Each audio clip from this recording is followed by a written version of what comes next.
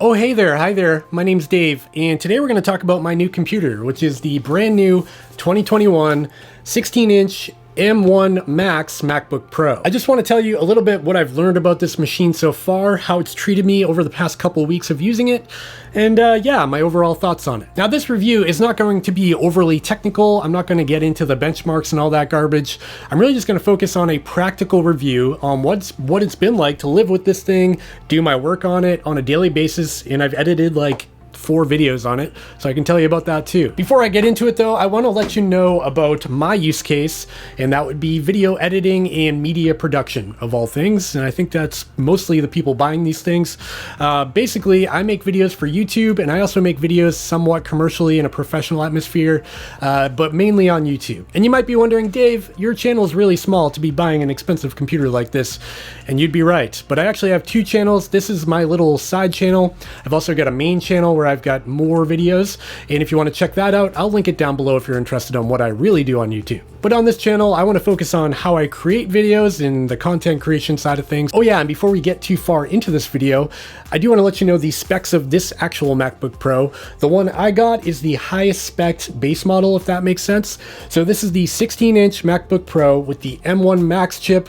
That's 10 cores, CPU, 32 cores, GPU with 32 gigabytes of RAM in the 1 terabyte SSD. And I also got it in the silver color because I thought this looked really cool in person. I'm typically a space gray person, but I really liked how the silver looked in this new MacBook Pro, so I went with silver. All right, so let's rewind time a little bit and how I got here. About a year ago, I traded in my big old Windows laptop, big gaming PC that I used to edit my videos on, for the 13-inch M1 MacBook Pro when they first announced Apple Silicon. And that computer was like a dream machine because it was super portable and it had plenty of horsepower to edit 4K video. And that thing treated me really well. It was a total workhorse of a laptop, and for the past year, I've edited like 180 videos on that laptop, and it served me really well. However, even though that laptop is fantastic, had great battery life, and it was a workhorse, it did have a couple of issues. First of all, if you added too many effects to any part of your clip, or if you added really complex transitions in Final Cut Pro or Premiere, the M1 13-inch MacBook Pro would stutter, and I'd have to render my timeline in order to add effects. And let me tell you, as somebody who creates a lot of video content, having to render out your timeline every time you add an effect is super frustrating, and that old saying comes to mind, time is money, and that's really true when you're constantly creating content. You can't just render out your timeline every time you tweak a little adjustment. You have to render it. It's really frustrating. So when Apple announced these new M1 Pros and M1 Max MacBook Pros, I was really excited, and right off the bat, I pre-ordered the 14-inch version of the M1 Pro. Now you might be wondering, why don't I have a 14-inch version behind me? And that's because after I received the 14-inch version, I did really like it, but I made the mistake of actually visiting an Apple store and seeing the 16-inch in person. And from all the reviews I saw on YouTube, every YouTuber was like, oh my god, this 16-inch is so big, I can't fit this in my backpack, oh, I can't lift it, it's so heavy. But let me tell you guys, that's not really true. The 16-inch MacBook Pro is bigger than the 14-inch and 13-inch, but it's not huge. It's still a thin and light laptop, and I can fit this thing in my backpack without a problem. So don't be fooled by all the YouTubers out there talking about this thing being super heavy and cumbersome and impossible to drag around with you.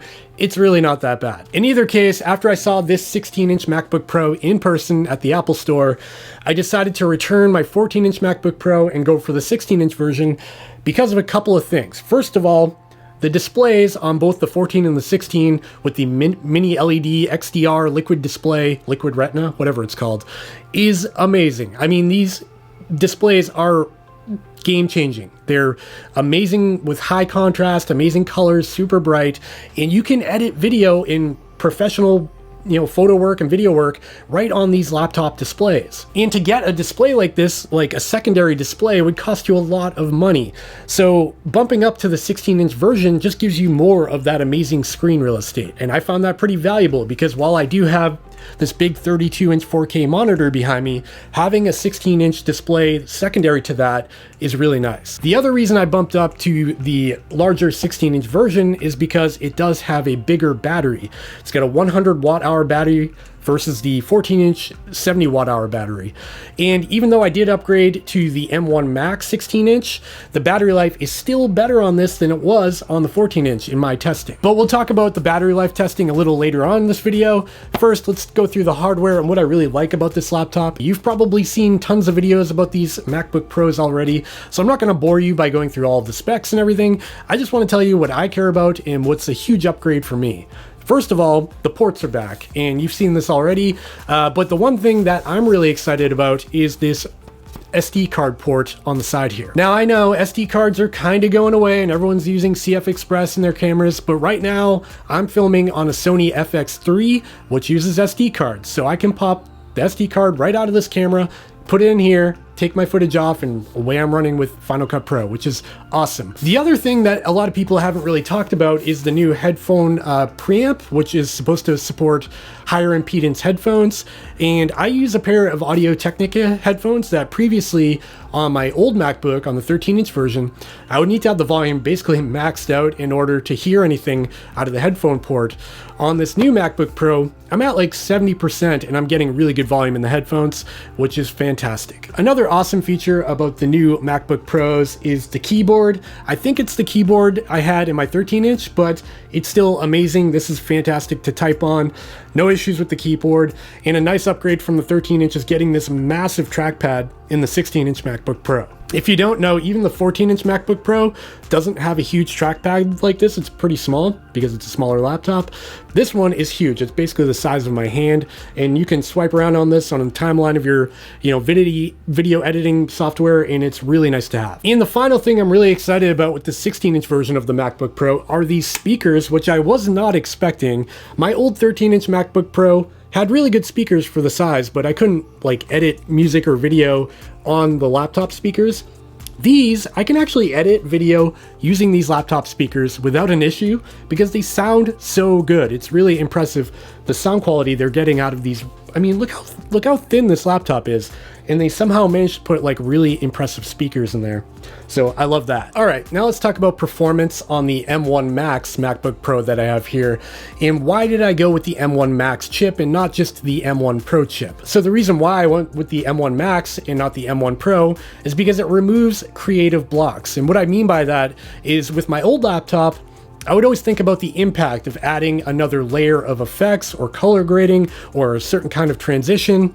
Whenever I added those things, I'd have to think, oh man, that's going to be a beast and I'll have to render this clip out. And sometimes I just wouldn't add that effect because I thought about all of the pain points it would cause down the line. Now on the M1 Max, I don't even have to think about the performance. I know it's going to perform. I can add any effect, any transition. I can do 3D stuff. I can do anything I want. So without getting too technical and repeating rendering times and talking about benchmarks and performance, I'm just going to say the M1 Max MacBook Pro gets out of the way. It lets me do my job, lets me edit my videos, export them, render them real fast, and I just don't have to worry about it. And to top it off, I've never even heard the fans on this laptop kick up, even while benchmarking it and hitting the GPU and CPU with a heavy load at the same time. I'm kind of convinced there's no fans in here at all. It just never turns on, never gets hot. It's really impressive. Now, the one thing I really did nerd out about on this M1 Max MacBook Pro is battery life. That was a concern I had from the get-go when I was purchasing this laptop because, to be honest, the M1 Max chip does take more power than the smaller M1 Pro chip. So let's talk about practical performance now in terms of battery life. I've edited 4 full-length videos on my main YouTube channel using this laptop so far, and every time I edit a video, it takes between 5 to 7 hours depending how complex the video it is, and I've been able to successfully edit entire videos on this laptop on one full charge, and I haven't killed the battery yet. So if you're someone who's worried about the battery life of the M1 Max, I wouldn't worry about it. With the 16-inch version, I can tell you firsthand, I do not have an issue with battery life with this laptop. And in real life, I would expect between 5 to 7 hours of battery, depending on what you're doing. If you're really hammering it, maybe a little bit less, but for me, I can get up to 6-7 hours without an issue. And that's really it. I just want to share my initial thoughts about this laptop, what I think about it so far, and what it's been like to do my daily tasks on it for the past couple of weeks. I thought it might be helpful from a practical perspective on what I'm doing, because I know there's a lot of videos out there about benchmarks and stuff. I just want to tell you from personal experience how it's been for me. And if you found this video helpful or entertaining or fun or anything, consider giving me a thumbs up down below, subscribing to my channel, because I'd like to get this channel a little bit more traction and post more videos here. And if you like this kind of content, let me know in the comments down below what you think of this laptop and what other testing you want me to do on this thing. If there's any other kinds of videos you want to see us on this channel, let me know down below as well. Okay, that's all I've got for this video and the 16-inch M1 Max MacBook Pro. I gotta get back to work now, and I'll see you next time. Bye.